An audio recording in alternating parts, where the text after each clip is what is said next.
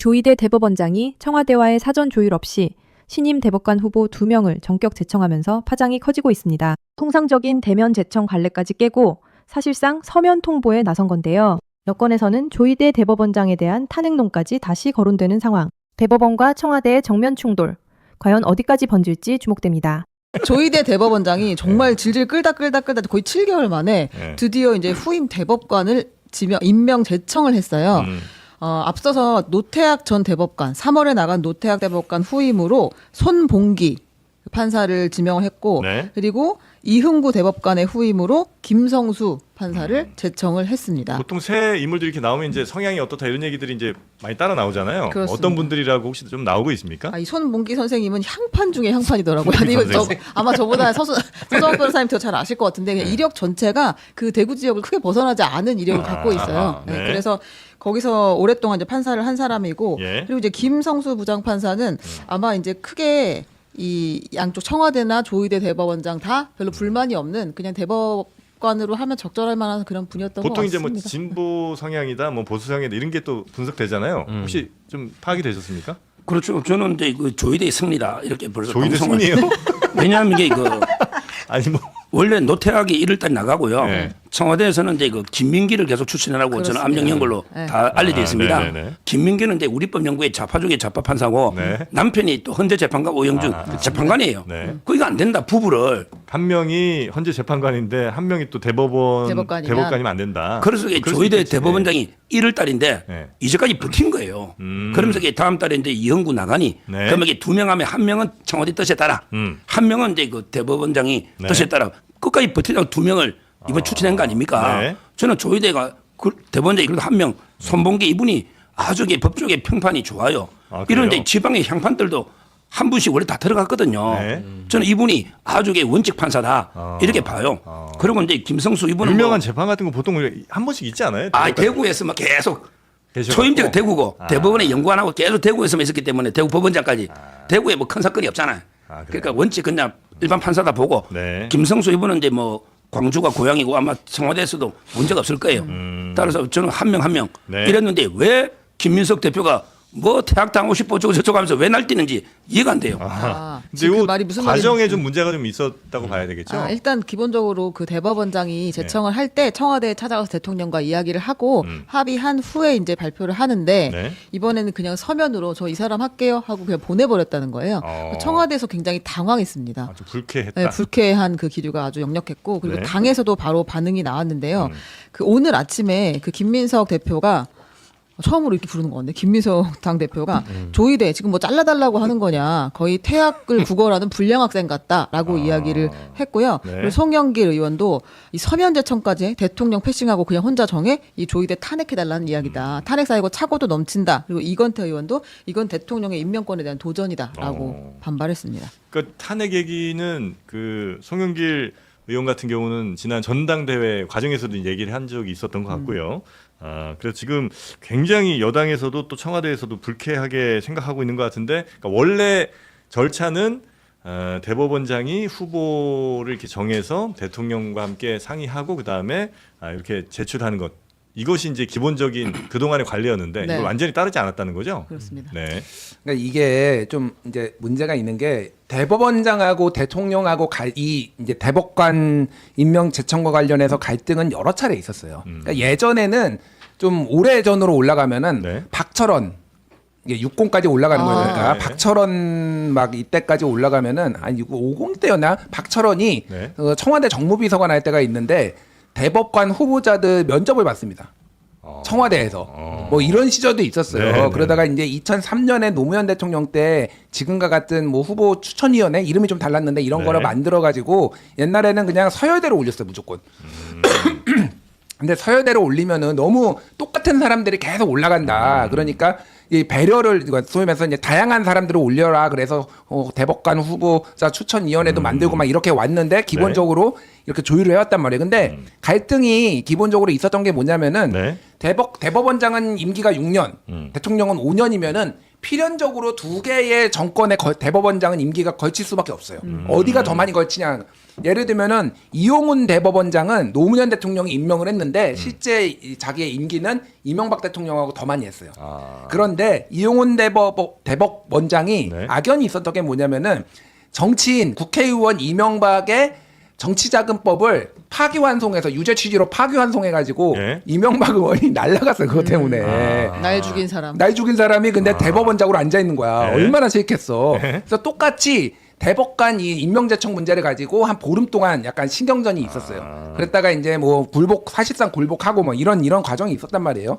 그래서 청와대랑 어쨌든 조율을 안 한 적이 한 번도 없었다. 근데 지금 이 결을 어떻게 봐야 되냐면은 아까 그 서정 변호사님이 얘기했듯이 처음에 노태악이 이제 3월 3일날 퇴임했고 1월달에 그 후보 추천위원 만들었을 때 네. 갈등이 있었어요.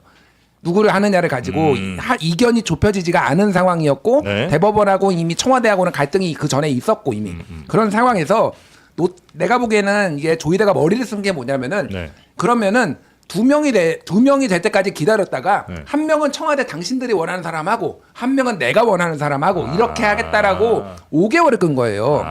나름 작전을 짠 거네. 제가 보기엔 그래. 이건 네. 제 해석인데 조희대의 입장에서 보면은 네. 한 명만 해서 이거에 소위 말해서 빠꾸 맞으면 안 되니까 둘을 같이 올리면서 우리 타협하자 이런 식으로 이제 간 것 같아요. 근데 우리나라 역사상 대법관이 5개월이 공석인 적은 한 번도 없고요. 한 달도 없어요, 심지어. 그래요? 2주 정도가 최고예요, 그러니까. 이거는 유례가 없을 정도로 조희대가 잔머리를 썼다, 제가 보기에는. 이게 만약에 조율이 안 되면요, 이게 법으로 정해진 건 아니니까 네. 본인이 그냥 하고 그거 반려되면은 만약에 정치적 책임을 지면 되는 거예요. 근데 대법원 자체를 자기가 정치적인 조직으로 만들어 놓고 이런 대법관이 비는 사태를 네. 조희대가 만들어 버렸다. 저는 그렇다고 뭐 조희대를 탄핵해야 된다는 얘기는 아닌데 이런 식으로 만들어 버린 게 조희대예요. 그러니까 네. 상당히 문제가 많다 이거는. 이거 진짜 커질 것 같아요. 청와대 쪽에서 아주 불쾌해하고 있는 것 같고 이제 조희대 대법원장이 이제 청와대랑 전면전을 거의 시도한 거에 다름없습니다. 이게 사실 대법관 임명이 그동안 좀 회색지대 영역인 건 맞아요. 네. 왜냐하면 어느 나라나 이렇게 대법관 임명을 대법원장이 거의 재청권을 독점하는 경우가 거의 없답니다. 근데 우리나라가 이렇게 된 게 약간 민주적 정당성의 논쟁이 늘 있더라고요.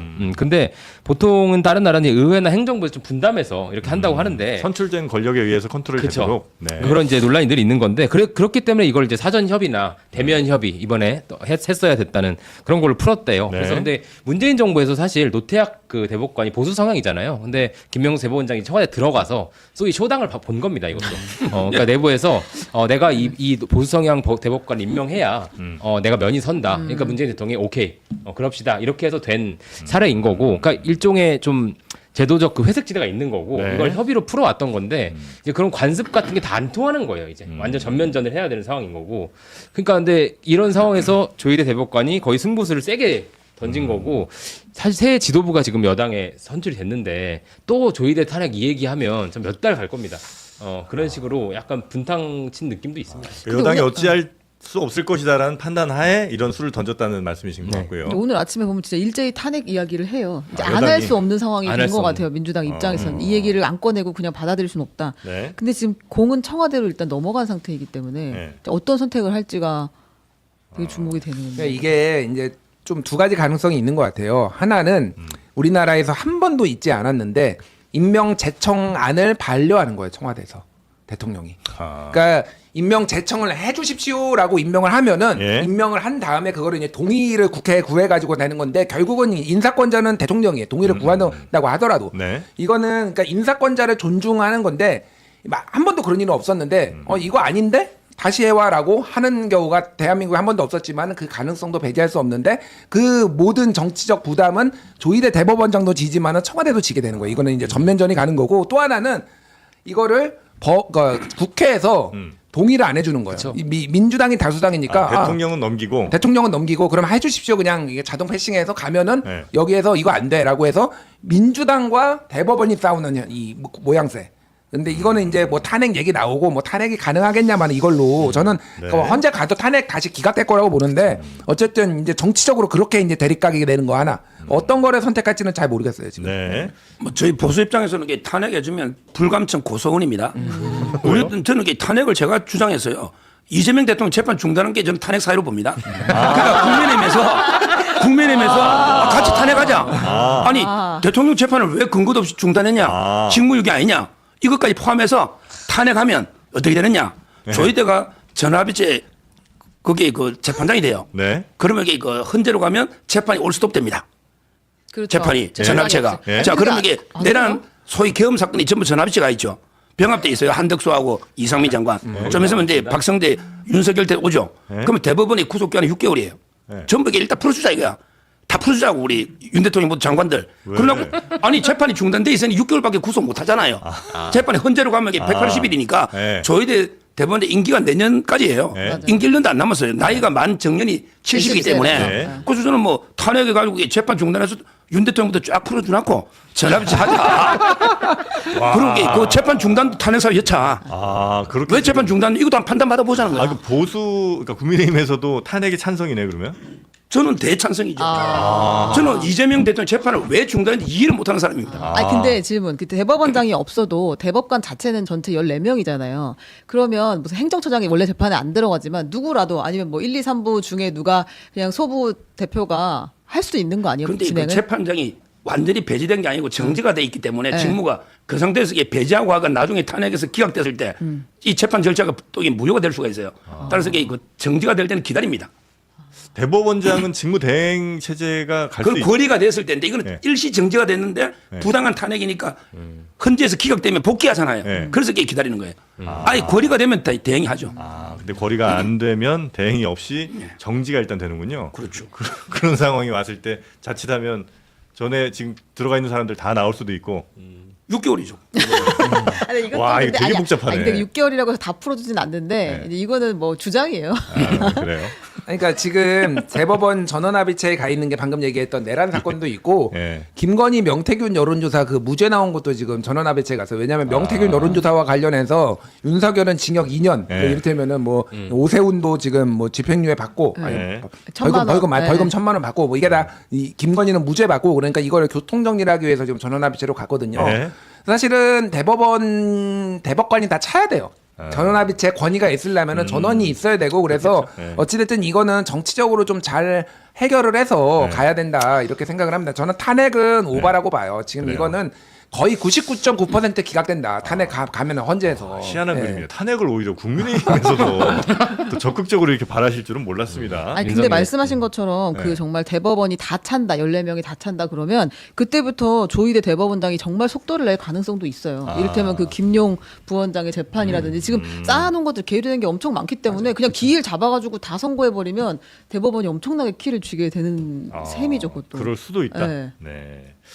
알겠습니다. 자, 교수님. 네, 이야기를 할 텐데 오늘 지금 법제사법위원회 회의 열리고 있는데 뭐 많은 민주당 의원들이 조희대가 아니고 노경필 법원행정처장이 나왔는데 노경필 행정처장 호통을 치고 있더라고요. 근데 호통을 쳐봐야 뭐 씨알도 안 먹히는 것이고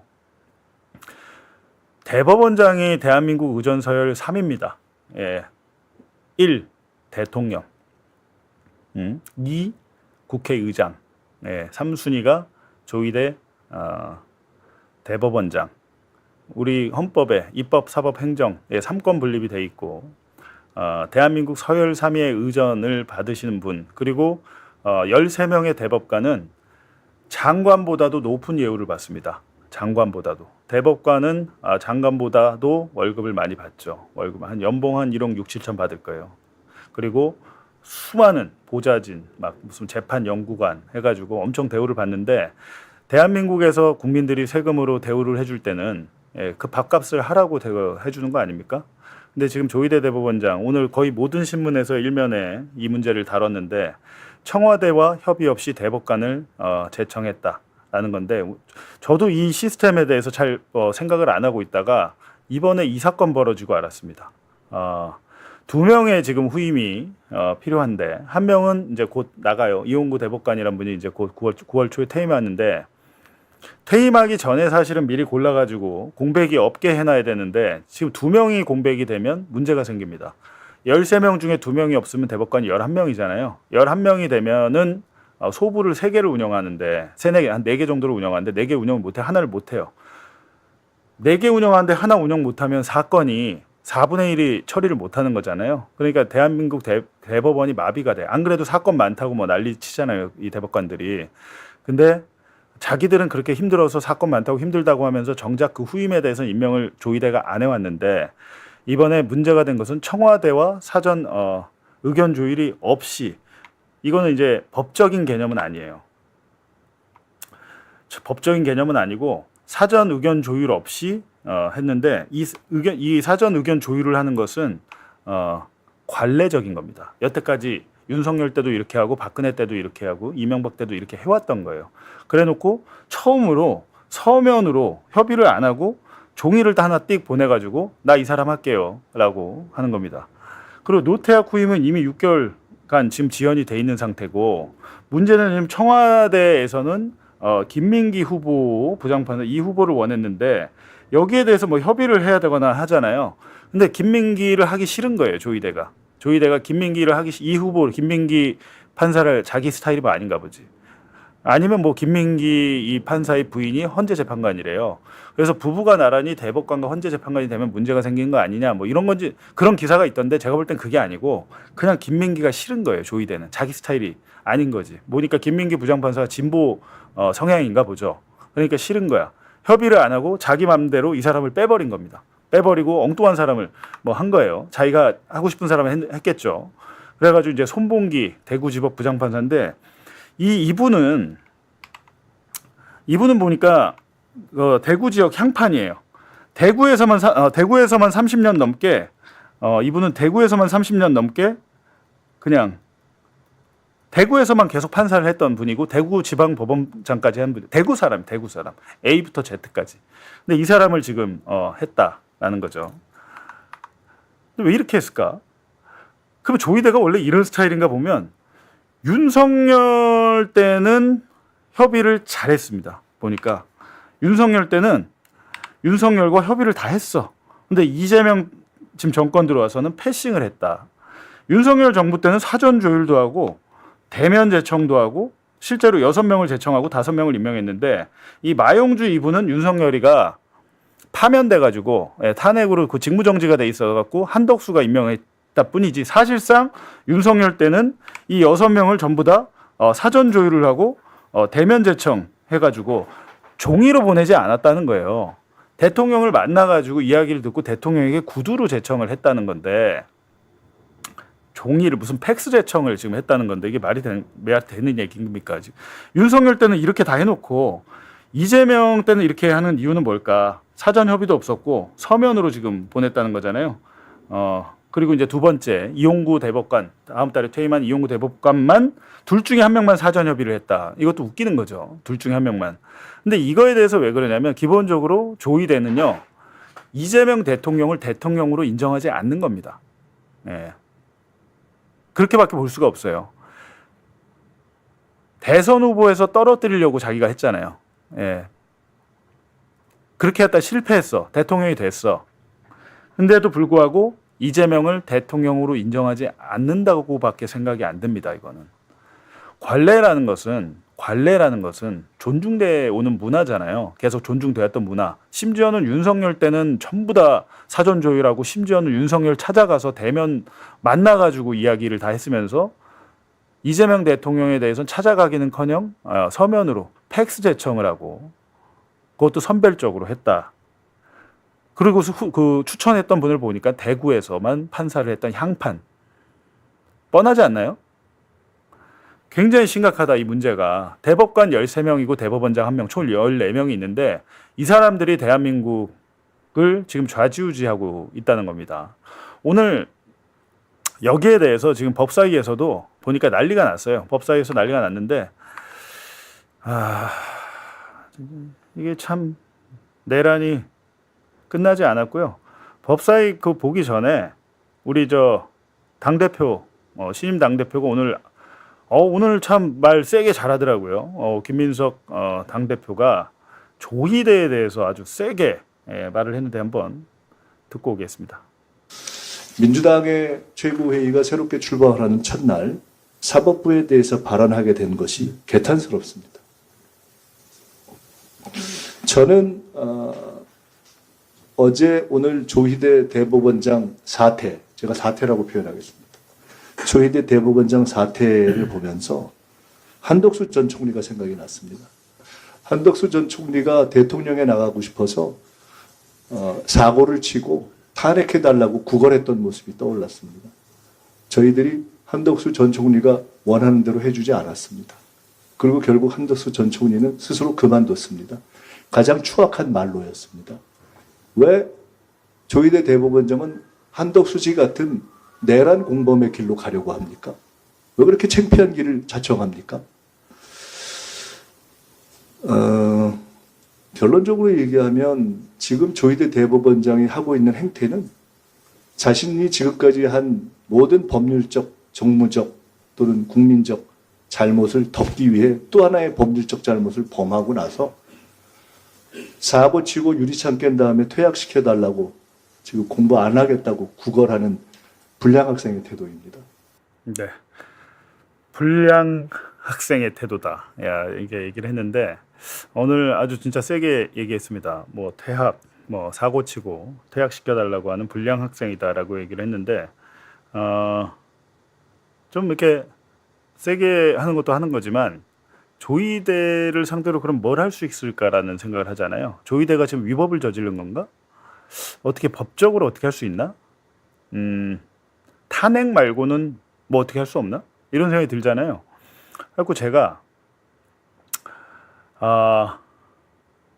한번 연구를 한번 해봤습니다. 연구를 한번 해봤는데 이걸 어떻게 할 수 있나? 딱 보면 대법관이 임명하면 대통령은 혹시 거부할 수 있나? 임명을? 그러니까 대법관이면 조희대가 지금 제청을 했잖아요. 여기에 대해서 대통령이 나 임명 안 해 라고 거부할 수 있나? 대법원장의 제청권이 대통령의 임명권과 어떤 관계지? 라는 생각이 들잖아요. 이거 어떻게 되냐면 조희대가 지금 제청을 하고 나서 국회가 인사청문회를 해서 동의를 해야 돼요. 그 다음에 대통령이 임명하는 절차가 있는데 국회에서 임명 동의안이 가결이 되면 대통령이 임명을 거부할 수 있을까라는 게 의문이잖아요. 근데 헌법에 이게 명시적인 규정이 없습니다. 명시적인 규정이 없어서 이거에 대해서는 근데 제가 이제 보니까 국회에서 동의한 것을 만약에 대통령이 임명을 거부하게 되면 이게 위헌이냐만의 논란이 생길 수는 있습니다. 이 부분에 대해서. 근데 이건 한번 해봐야 되는 것인데 왜냐하면 지금 이렇게까지 장치를 그렇다면 왜 이런 식으로 이런 과정을 거치는 거지? 라는 생각이 들잖아요. 대법원장이 전부 다 그럼 골라야 돼? 대법관 13명을 대법원장 마음이야? 라고 생각이 들잖아요. 대법관 후보를 그럼 누가 추천하냐면 지금 시스템이 어떻게 돼 있냐면 대법관 후보 추천위원회가 있어요. 추천위원회가 있어가지고 위원회가 총 10명인데 6명이 다 이런 사람들이에요. 선임 대법관, 법원행정처장, 법무부 장관, 대한변 그러니까 다 어떻게 보면 율사들이잖아요. 율사들. 예, 다 법조인들. 그리고 6명을 하고 그러니까 직책상 여기는 당연직이죠. 당연직. 근데 여기는 위촉 하는데 누가 하냐? 대법원장이 합니다. 10명 중에 4명을 대법원장이 자기가 위촉할 수 있는 거예요. 대법관이 아닌 그냥 법관. 이 사람도 지금 율사잖아요. 그럼 총 여기 6명, 1명, 10명 중에 7명이 법조인이에요. 그 변호사가 아닌 외부 인사 3명. 그 3명 중에 1명은 여성으로 해야 된다. 규정이 지금 이렇게 돼 있습니다. 예, 규정이 이렇게 돼 있어서 결국에는 변호사가 아닌 사람은 10명 중에 3명뿐이 안 된다라는 겁니다. 변호사가 아닌 사람. 그것도 여기는 보면 다 고위법관이잖아요. 여기는 그냥 법관이고. 이렇게 지금 돼 있다, 구조가. 이 상황에서 제대로 된 사람이 추천이 될 수 있겠냐는 생각이 들잖아요.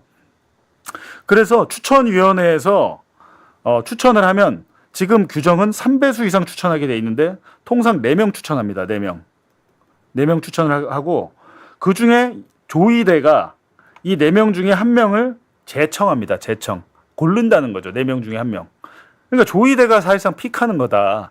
근데 문제는 여태까지는 조희대가 그러니까 대법원장이 제청하기 전에 대통령과 협의를 거쳤는데 이번에 조희대가 그걸 안 했다라는 겁니다. 안 그러면 자기 마음대로 13명을 다 앉혀놓고 그럼 완전히 사법 대통령이잖아요. 대법원장이. 이 관례를 깨고 본인의 독주를 한 것이다라고 지금 비판을 받고 있는 거고요. 그 다음에 국회 인사청문회를 거쳐서 대통령이 대법관을 임명하는 구조다라는 겁니다. 여태까지는 이렇게 왔는데 지금 현실이 이런데 그렇다면 뭘 고쳐야 되지? 애초에 그러면 후보군을 줄일 때가 문제가 아닌가라는 생각이 안 드시나요? 들죠? 야, 이런 애들이 모여가지고 고르는 애가 뻔하잖아요.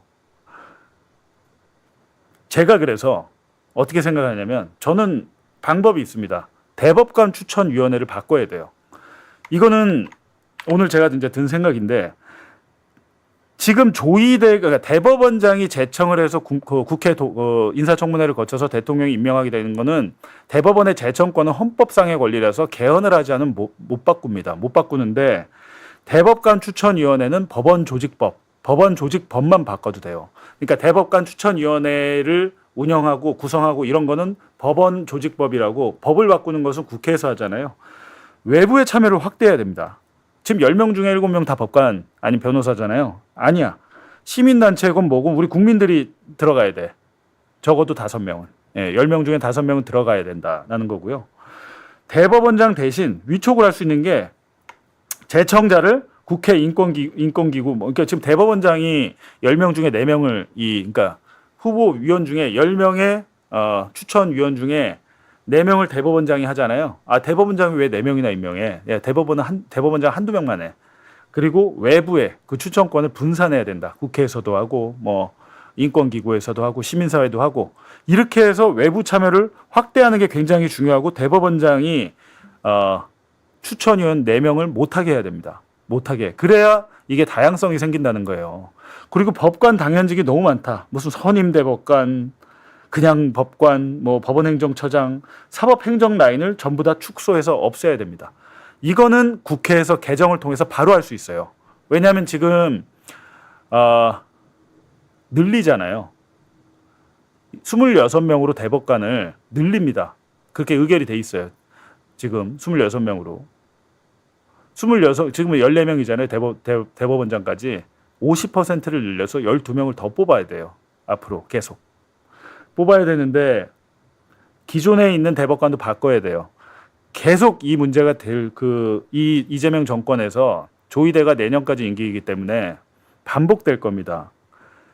대법관 추천위원회를 싹 뒤집어야 되고 이건 법원조직법 당장 법제사법위원회에서 불러다 그냥 조지는 게 능사가 아니잖아요. 불러다 조지는 게 능사가 아니고 이 개정 작업에 착수를 해야 된다라는 생각이 들었는데 오늘 제가 아까 보니까 노경필 법원행정처장, 노경필도 윤석열이 임명했거든요. 윤석열이 임명했는데 노경필을 불러다가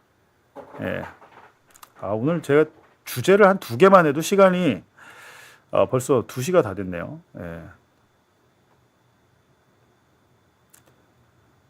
노경필을 불러다가 하는데 조희대가 나와야겠죠. 조희대가. 대법원장의 대법관 제청에 대한 것이 가장 큰 현안인데 현안 보고에 왜 그게 빠져요? 대법원에서는 현안으로 안 보나요? 어떻게 됐든 조희대 대법원장은 사법 정치를 너무 잘해요. 정치꾼이야. 그리고 국민의 인내심을 테스트하고 있는 거예요. 오늘 우리 존경하는 민주당 윤건영 의원이 밝혔습니다. 잠깐 봤는데 오늘 오전에 조희대 나오라고 가결시킨 거 잠깐 봤습니다. 네, 말씀 감사드리고요. 조희대가 나와서 답변을 해야 된다라는 겁니다. 조희대가 나와야 된다라는 것인데 여러 가지 또 나와서 말을 하는 것이 일단 불법은 아니기 때문에 불법이 나는 그냥 내가 있는 제도대로 했을 뿐입니다. 이렇게 대답을 할 것이기 때문에 조희대를 지금 그냥 마냥 비판하고 조지는 게 답이 아닙니다. 그거는 이 짓을 못하게 근본적인 해결책을 마련해야 되는데 지금 빨리 국회는 법원 조직법을 싹 뜯어 고쳐서 대법원장이 추천위원들을 좌지우지 못하게 사실상 법원 행정처장이고 뭐고 다 조희대 사람들이잖아요. 그러면 10명 중에 거의 한 8명, 9명이 다 조희대 라인이에요. 그럼 자기들 마음대로 하는 거 아닌가요? 근데 이 부분에 대해서 조금 빨리 좀 바꿨으면 좋겠다라는 생각이 듭니다.